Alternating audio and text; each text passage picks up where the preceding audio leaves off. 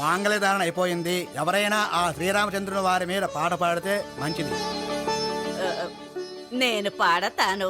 ఇదిగో బామ్మా, నువ్వు పాడతాను అన్నానికి ఓ పూటట్టింది. ఇంక నువ్వు పాడటం మొదలెడితే తెల్లారిపోద్ది. నువ్వు ప్రశాంతంగా కూర్చుంటే బాగుంటది. మా స్నేహ పాడద్ది. నేనా? అవును, నువ్వే.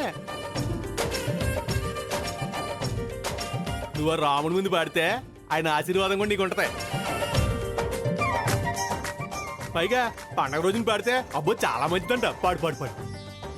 అందరి ముందు జనంతో నీకు పనేంటి? నువ్వు జనం కోసం కాదు, ఆ రాముల కోసం పాడుతున్నావు. పాడు, మంచిది, అంతే.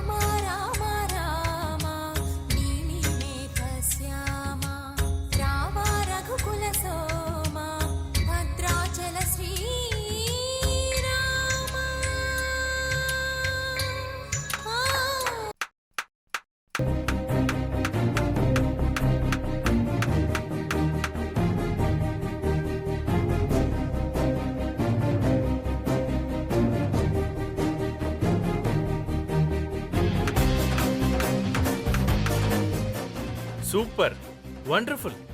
నువ్వెవరో నాకు తెలియదు గాని నీ వాయిస్ వింటుంటే మాత్రం సుశీలమ్మ, జానకి వీళ్ళందరూ గుర్తుకొస్తున్నారు.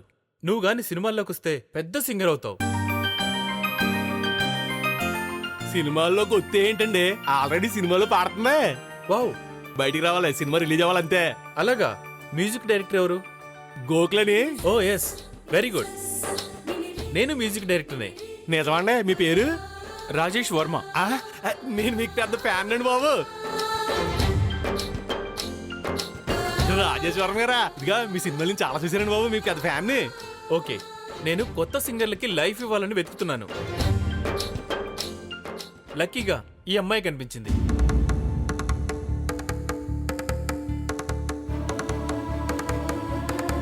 This is my visiting card. ఇవ్వండి ఇవ్వండి ఇవ్వండి ఇవ్వండి ఇవ్వండి. రేపు ఒకసారి ఆఫీస్కి వస్తే మిగతా విషయాలు మాట్లాడుకో. తప్పకుండా వస్తాను. భలేవరే, మా స్నేహికి ఇంకా ఆఫర్ వచ్చినట్టే కదండి. ఆల్మోస్ట్. నా నెక్స్ట్ మూవీలో అన్ని పాటలకి తనే సింగర్.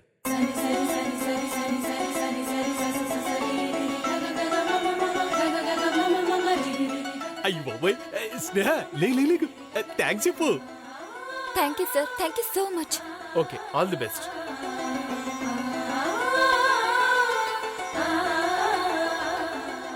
ఆ శ్రీరాముడి దయ వల్ల అదృష్టం నిన్ను వెతుక్కుంటూ వచ్చిందమ్మా.